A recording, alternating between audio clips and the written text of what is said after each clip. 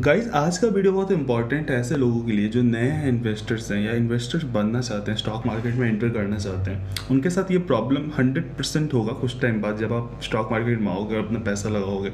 या बहुत लोगों के साथ हो रहा होगा जो 1-2 साल में आए होंगे स्टॉक मार्केट में, कुछ टाइम से इन्वेस्टमेंट कर रहे होंगे। तो चलिए ये टॉपिक हम लोग स्टार्ट करते हैं। कुछ दिन पहले मैं अपने फ्रेंड से बात कर रहा था, तो वो काफ़ी टाइम से इन्वेस्टमेंट कर रहा है, लाइक 3-4 ईयर से इन्वेस्टमेंट कर रहा है। तो उनका एक डाउट था, यार मैं जब भी कोई सेक्टर चूज़ करता हूँ, सपोज जैसे मैंने बोला था कि कोई सेक्टर पहले चूज़ कीजिए, उसके अंदर इन्वेस्टमेंट कीजिए जो आपको सही सेक्टर लग रहा है और उसमें आपको ज़्यादा से ज़्यादा रिटर्न मिलने के चांसेस हैं। तो आपने सपोज बहुत अच्छा सेक्टर चूज़ किया, उसका कहना था मैं हर बार सेक्टर चूज़ करता हूँ। सपोज मैंने आईटी सेक्टर चूज़ किया, बहुत सही सेक्टर है, फ्यूचरिस्टिक सेक्टर है, अच्छा ग्रोथ सेक्टर है। बट अब क्या होता है कि मैं आईटी सेक्टर में जब पैसा लगाता हूँ ना, तो सपोज मैंने पैसा लगाया विप्रो में, बट पता चलता है विप्रो ने इस बार इन्फोसिस भाग गया, इन्फोसिस इज लाइक ज़्यादा रिटर्न निकाल के दे दिया और मैंने पैसा लगाया था विप्रो में, मुझे विप्रो में कम रिटर्न मिला बट कम मिला। तो उसका होता है क्या कि मुझे रिग्रेट होता है अंदर से, काश मैंने इन्फोसिस में भी पैसा लगा दिया होता या एचसीएल में मैंने पैसा लगा दिया होता, शायद उससे ज़्यादा मिल जाता। समझ रहे हो? तो आपके साथ भी ये होता होगा, अगर आप इन्वेस्टमेंट करते हो तो आपको अंदर से रिग्रेट आता होगा एक टाइम बाद, काश मैंने यार ये स्टॉक में भी पैसा लगा दिया होता, सेम सेक्टर का स्टॉक है। तो इस चीज़ को कैसे दूर करें? देखिए होता क्या है ना कि ये जो चीज़ें हैं ये आप दूर, जनरली अगर आप सोच रहे हो कि आप अपने पोर्टफोलियो के बिना डाइवर्सिफाई किए ये चीज़ को दूर कर सकते हो, तो ऐसा नहीं है। मैं इस पर आगे और अच्छे से डिस्कस करूँगा कैसा, इसके पीछे रीजंस क्या है और ऐसे लोग जो बिना डाइवर्सिफिकेशन के भी अच्छा रिटर्न निकाल लेते हैं वो कैसे निकालते हैं। तो पहला चीज़ मैंने इसका सॉल्यूशन निकाला, 3 सिंपल सॉल्यूशन है इसका, 3 स्टेप में सॉल्यूशन है। पहला, आप अपने पैसे को जो है ना 3 कैटेगरी में बांट दीजिए। सपोज आप आईटी स्टॉक्स में पैसा लगाना चाहते हो, तो आप आईटी स्टॉक को 3 कैटेगरी में बांटिए। पहला, आप आईटी के लार्ज कैप यानी मोस्ट पॉपुलर स्टॉक्स में पैसा लगाइए। लार्ज कैप जैसे बोले तो मार्केट लीडर्स आप बोल सकते हो, टीसीएस हो गया, विप्रो हो गया, एचसीएल हो गया, आप इनमें कुछ पैसा अपना लगाइए। और कितना लगाइए आपके रिस्क एपेटाइट पर है। सपोज अगर आप रिस्क कम लेना चाहते हो, आपका रिस्क एपेटाइट बहुत कम है, तो आप यहाँ ज़्यादा पैसा लगाइए ताकि जब मार्केट वॉलेटाइल हो तो आपको ज़्यादा टेंशन लेने की ज़रूरत ना हो। आप अपना यहाँ पर 50 to 40% पैसा या 60% तक पैसा आप लगा सकते हो यहाँ पर, अगर आप रिस्क कम लेना पसंद करते हो या आप वॉलेटिलिटी को नहीं झेल सकते हो तो। अब हम अपने दूसरे पार्ट में आते हैं, राइट, कि अब हम सोचिए लार्ज कैप में आपने 50-60% या आपके रिस्क एपेटाइट के अकॉर्डिंग अपने पैसा लगा दिया, जितना भी लगाना था 20-30% या 50-60%। अब आपको कुछ मिड कैप स्टॉक्स को पकड़ना है जो आपको ग्रोथ के पर्सपेक्टिव से अच्छा दिख रहा हो। यानी मिड कैप स्टॉक मतलब कि ऑब्वियसली वो मार्केट लीडर्स तो नहीं होंगे, बट हाँ कल को वो मार्केट लीडर्स बन सकते हैं, वो ग्रो कर सकते हैं। राइट नाउ उसका आपको क्वार्टरली रिजल्ट्स अच्छा दिख रहा होगा, मैनेजमेंट की तरफ से नो इशू होना चाहिए, कोई ऐसा नहीं पास्ट में कोई घोटाला वगैरह करते हुए मैनेजमेंट पकड़ा गया हो या मिसलीड करते हुए इन्वेस्टर्स को पकड़ा गया हो। ये सब चीज़ें आपको बेसिकली मिड कैप स्टॉक्स में नज़र रखनी है कि बहुत सारे मिड कैप स्टॉक्स जो होते हैं वो कचरा होते हैं। स्मॉल कैप मिड कैप में कचरे स्टॉक्स की मतलब आप बोल सकते हैं भरपूर कचरे स्टॉक्स भरे भरे रहते हैं, तो वहाँ पर स्कैनिंग करना बहुत इंपॉर्टेंट है। लेकिन हाँ, उस कचरे में से आपको बहुत सारा सोना और डायमंड निकलेगा फ्यूचर में, तो आपको वहाँ पर आपको बेसिकली कुछ क्राइटेरिया होता है, जैसे मैंने आपको बताया, आपने स्कैन करना है और उस स्कैन करके आपके रिस्क एपेटाइट के अकॉर्डिंग उसमें से आपको कुछ स्टॉक्स में पैसे लगाने हैं। जैसे आईटी स्टॉक की अगर मैं बात करूँ तो बेसिकली माइंडट्री हो गया, एलएनटी हो गया, उसके बाद और भी बहुत सारे ऐसे स्टॉक्स हैं जो मिड कैप स्टॉक्स हैं, अच्छे स्टॉक्स हैं। तो आपको उन सब में से देखना है यार किसका फ्यूचरिस्टिक बिजनेस है, किसका बिजनेस मॉडल बहुत तगड़ा है, आने वाले टाइम में कौन अपने फील्ड में मतलब बोल सकते हो कि मास्टर हो सकता है, राइट। क्योंकि देखिए टीसीएस, विप्रो वगैरह अपने फील्ड में मास्टर है, लेकिन फ्यूचर में तो और टेक्नोलॉजी का डिमांड बढ़ेगा ना, तो कौन उस डिमांड को फुलफिल कर रहा है, कौन से ऐसे स्टॉक्स हैं, कौन से स्टॉक्स उस सेक्टर्स में बेसिकली अभी से उस तरीके से अपने आप को प्रिपेयर कर रहे हैं ताकि कल को वो उस सेक्टर में लीड कर सके।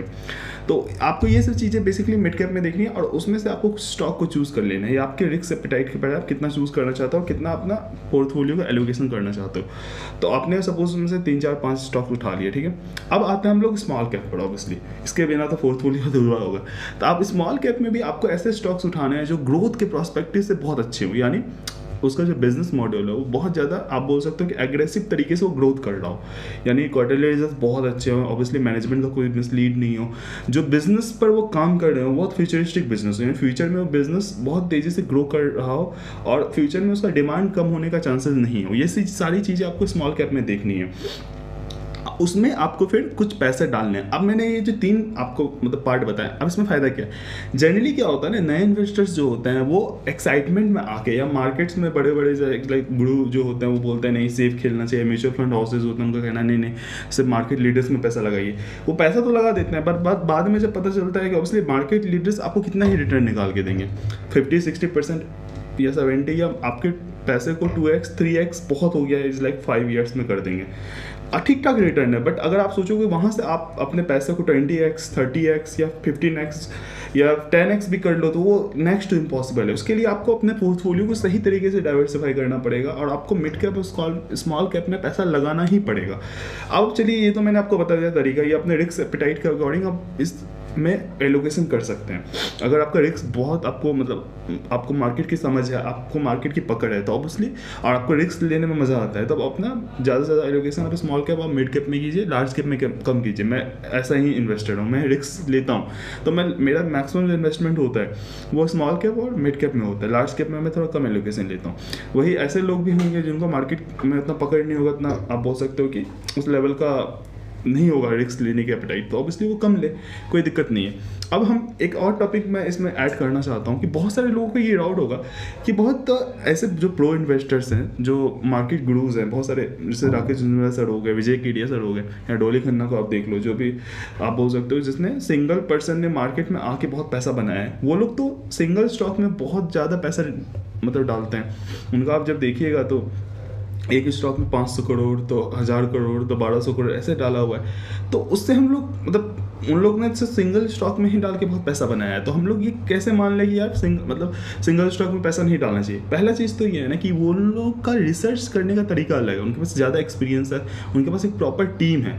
जब वो आए थे मार्केट में तो उन्होंने भी एक समय पर एलोकेशन ठीक ठाक रखा था और उनके पास एक अलग, आप बोल सकते हो कि एक टीम ही अलग बैठा रहता है जो हमेशा मार्केट में रिसर्च करते रहता है कौन सा कहाँ पर मतलब बन सकता है। रिटेल इन्वेस्टर्स के लिए उस लेवल का रिसर्च करवाना नेक्स्ट टू इम्पॉसिबल है। हाँ, आप भी जब बड़े बन जाओगे, आपके पास भी बहुत सारा पैसा आ जाएगा, आपके पास भी जब टीम होगी तो आप कर सकते हो कि हाँ आपको एक मौका दिख रहा है, एक स्टॉक में मौका बनता हुआ दिख रहा है, आपको लग रहा है नहीं ये जो स्टॉक है यार 5 साल में एकदम मतलब अडानी बनने वाला है, तो आप वहाँ तक जा सकते हो। लेकिन हाँ, अगर आप उस लेवल में नहीं हो, अगर आप उतना रिस्क नहीं ले सकते तो मेरा तो कहना है अपने पोर्टफोलियो को डाइवर्सिफाई कीजिए, सेक्टर पकड़िए, एक अच्छा सेक्टर पकड़िए, उस सेक्टर में आप अगर कोई सेक्टर पकड़ते हो उसमें 8-10 स्टॉक को पकड़िए, 1-2 लार्ज कैप स्टॉक को पकड़िए, 2-3-4-5 मतलब मिड कैप और कुछ स्मॉल कैप 5 से 6, 4 से 5 स्मॉल कैप स्टॉक को पकड़िए, आपके रिस्क एपेटाइट के ऊपर है और वहाँ आप पैसा डालिए। मैं कंफर्म बोलता हूँ कि आप ज़्यादा से ज़्यादा रिटर्न कमाओगे एज़ कम्पेयर टू जो एक ही स्टॉक में पैसा डाल रहा है और वो नॉर्मल हमारे तरह अगर इन्वेस्टर है